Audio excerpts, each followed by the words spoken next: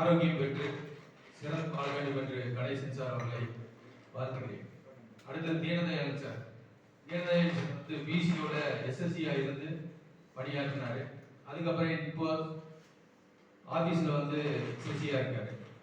எப்பவும் ஒரு சிரித்த முகத்தோடு அன்போடு பழகக்கூடியவர்.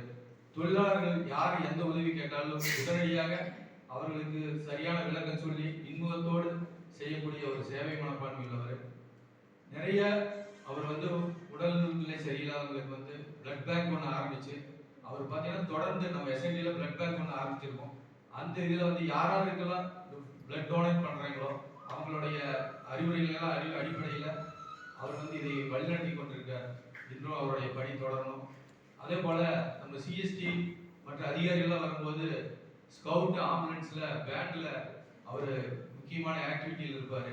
அது வந்து நம்ம பணிமனைக்கு கிடைத்த மிகப்பெரிய ஒரு சிறப்பு.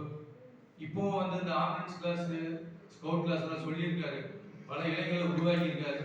அந்த பேண்ட்ல ஏதாவது டவுட் இருந்ததுன்னா நான் வந்து சொல்லி கொடுக்குறேன்னு சொல்லி அன்னைக்கு சொல்லியிருக்காரு. ஆக அவருடைய வாழ்க்கையும் சிறப்பாக அமைய வேண்டும். ஆக இந்த இரண்டு தோழர்கள் கணேசன்